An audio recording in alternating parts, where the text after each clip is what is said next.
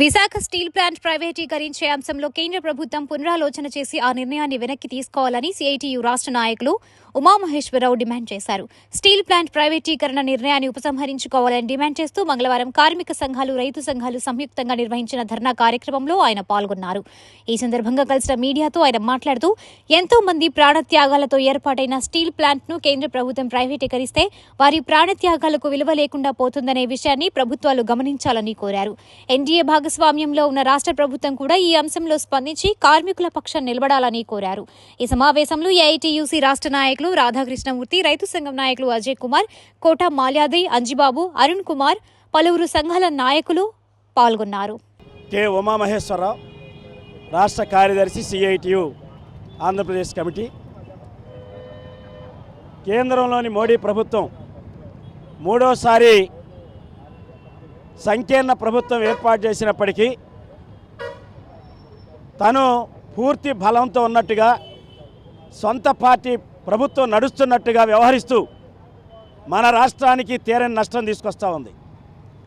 Visakha steel plant ఉమ్మడి ఆంధ్రప్రదేశ్లో విశాఖ ఉక్కు ఆంధ్రుల హక్కు అనే నినాదంతో 32 మంది బలిదానం చేశారు.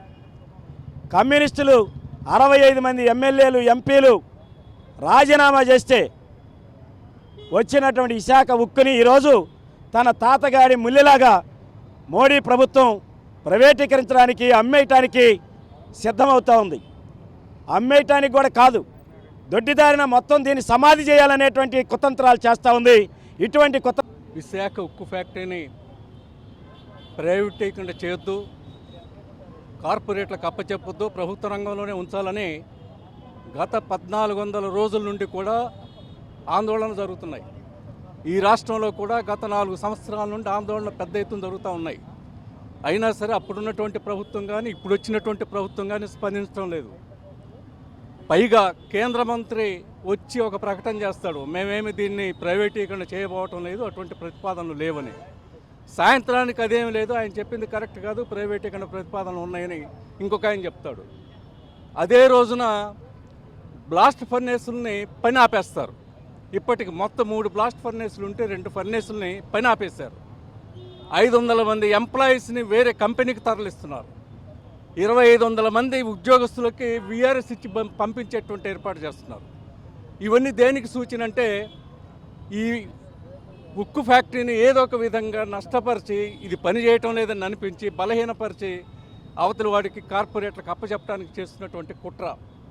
దాదాపు 3 లక్షల కోట్ల రూపాయలు ఖరీదు చేసి ఆస్తులు ఉన్నటువంటి విశాఖ ఉక్కు ఫ్యాక్టరీ ఆసియాలోనే అతిపెద్ద ఉక్కు ఫ్యాక్టరీ, ఆసియాలోనే అత్యంత ఉన్నతమైనటువంటి క్వాలిటీ కలిగినటువంటి ఉక్కును అందిస్తున్నటువంటి ఉక్కు ఫ్యాక్టరీ, 28,000 మంది ఉద్యోగస్తులు, అలాగే 1,00,000 మందికి పైగా బ్రతుకుతున్నటువంటి విశాఖ ఉక్కు ఫ్యాక్టరీ.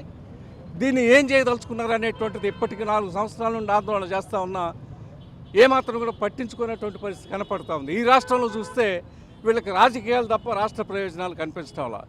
రాష్ట్ర ప్రయోజనాలు ఏమాత్రం చంద్రబాబు నాయుడు గారికి కానీ లేకపోతే పవన్ కళ్యాణ్ గారు కానీ రాష్ట్ర ప్రయోజనాలు ముఖ్యమని అనుకుంటే విశాఖ ఉక్కు ఫ్యాక్టరీని కాపాడుకోవటానికి ఈ రాష్ట్రంలో ఉండేటువంటి రాజకీయ పార్టీలు, ప్రజా సంఘాలందరినీ కలుపుకొని ఒక ఉన్నత స్థాయి కమిటీని ప్రధానమంత్రి దగ్గర తీసుకుపోయి మేమందరం ఐక్యంగా ఉన్నాం, ఇది ఇవ్వకపోయేటైతే ఇబ్బంది పడతారు అనేటువంటి వాతావరణాన్ని సృష్టించకపోయేటైతే దీనికి మరొక మార్గం లేదని చెప్పి తెలియజేస్తున్నాం.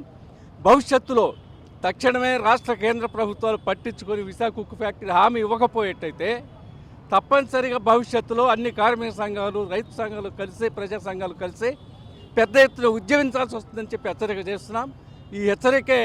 ఈ హెచ్చరిక వల్లనే ప్రభుత్వం ఎప్పటికైనా కదలాలని చెప్పి డిమాండ్ చేస్తుంది.